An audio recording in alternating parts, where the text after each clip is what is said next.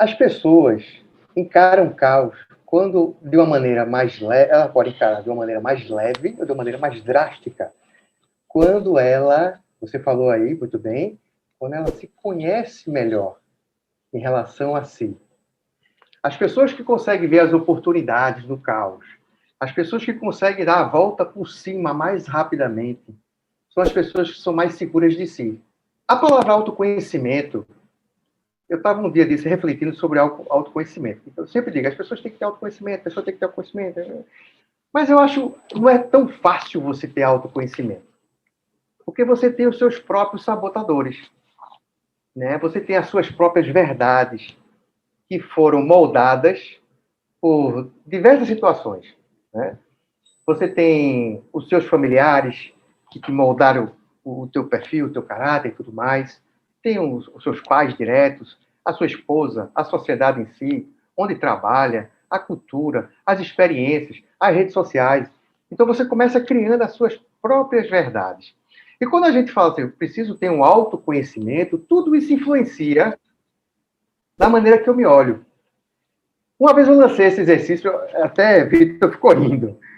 Se você quer começar a entender um pouco como é que você é você perguntar, já que ontem foi o dia do amigo, pergunte a um amigo ou uma pessoa que lhe ama. Né? Essa palavra amor é muito legal, Regiane. Vou falar um pouquinho sobre ela. Como é que ela lhe vê? Às vezes a gente não se vê como a pessoa me vê. E como ela me vê, foi aquele meu comportamento natural que me fez ter a imagem que ela me vê. Então, assim, o autoconhecimento, eu acredito que não precisa ser só eu escrevendo no papel as minhas limitações, porque eu posso até me sabotar mesmo. Não, isso aqui eu não tenho, não. Eu acho que eu não tenho. Eu vou descartar isso aqui. Mas eu sou dessa maneira. E quando você começa a entrar, quando você começa a adentrar e conhecer a si um pouco melhor do que antes, aí você tem mais segurança. Porque aí você começa a entender o outro de uma maneira mais clara. E diante disso, como eu falei, né, eu gostaria que a gente aqui no final pudesse refletir, não só aqui nesse tempo, levasse para o trabalho ou para casa, começasse a refletir um pouquinho mais sobre as nossas vidas. Porque o nosso empoderamento pessoal é que nos vai ter maestria na gestão pessoal, profissional e do outro. Então, eu gostaria de dar alguns toques aqui. Eu sempre falo e sempre vou falar um tema chamado tempo. Nós não temos o tempo todo. Eu que o diga, né? Eu, 54, quase que eu fui embora um dia desse. A média de vida hoje do brasileiro é em torno de 80 anos.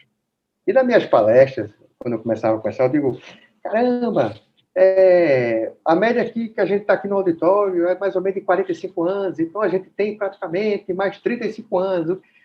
Mas o tempo é uma interrogação absurda.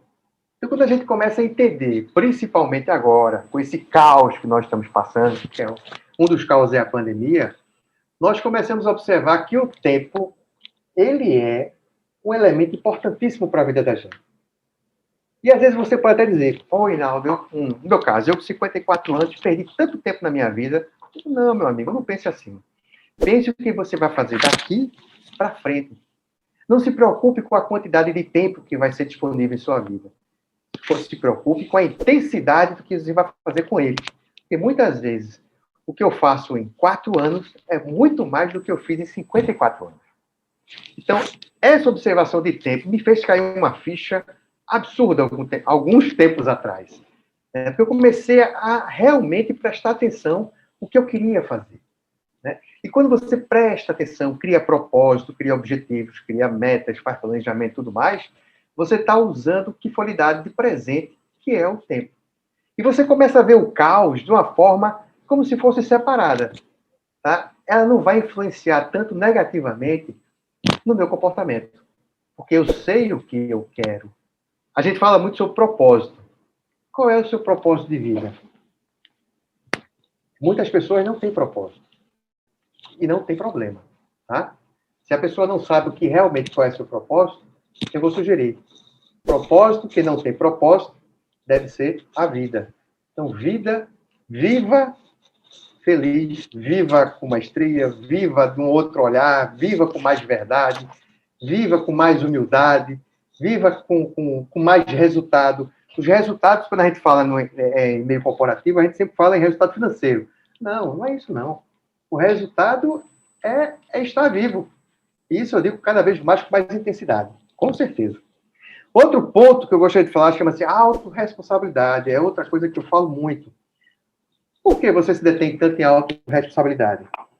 Porque o ser humano tem que entender que ele é responsável por ele mesmo, pelas suas decisões. Porque quando ele não decide, alguém decide por ele. Então ele é responsável por ação e por omissão. Muitas vezes as pessoas ficam até chateadas quando eu falo isso. Mas, Ginaldo, aconteceu isso, isso e aquilo, e eu sou responsável.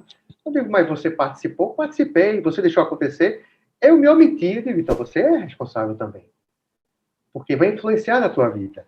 Nós tivemos vários caos aqui no mundo, né, da gente. Nós tivemos a Primeira Guerra Mundial, foi um caos absurdo. Tivemos a Segunda Guerra Mundial. Vamos falar agora de caos pandemia. Nós tivemos aqui, eu até estava pesquisando na internet, nós tivemos a peste de Justiniano, que foi em 541 depois de Cristo. Matou gente pra caramba. Tivemos aqui uma peste negra, que foi de 1343 a 1353, 10 anos. Tivemos aqui a gripe russa, que atingiu o Rio de Janeiro também, 1580. A gripe espanhola, essa foi se falado no dia desse, né, que é muito parecido com o Covid, 1918. Gripe suína, 2009. Covid, final de 2019, até os dias atuais. Tivemos outros caos, né, planos econômicos, quebra mundial. Agora, nós temos um caos, que é o meu foco aqui. É o caos na psique. Esse é o que nos amedronta. Esse é o que nos causa medo. São os nossos pensamentos que são influenciados pelos caos que nós trazemos para nós mesmos.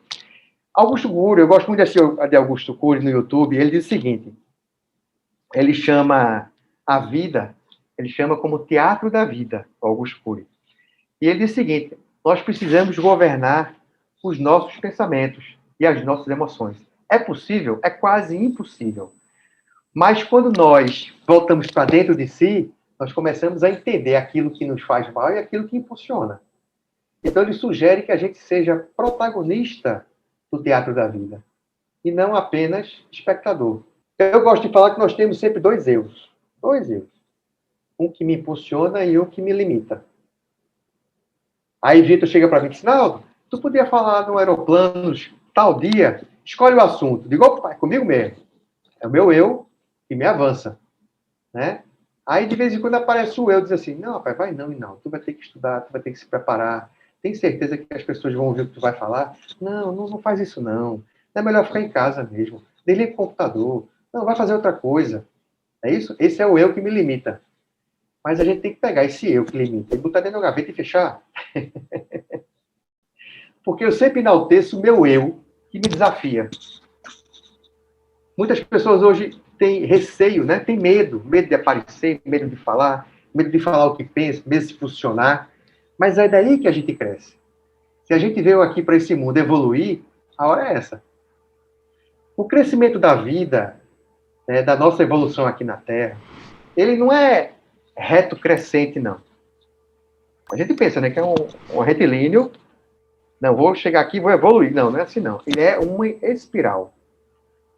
E muitas vezes a gente passa pelo mesmo ponto, a gente erra, a gente sofre e a gente acerta pelo mesmo ponto e não percebe.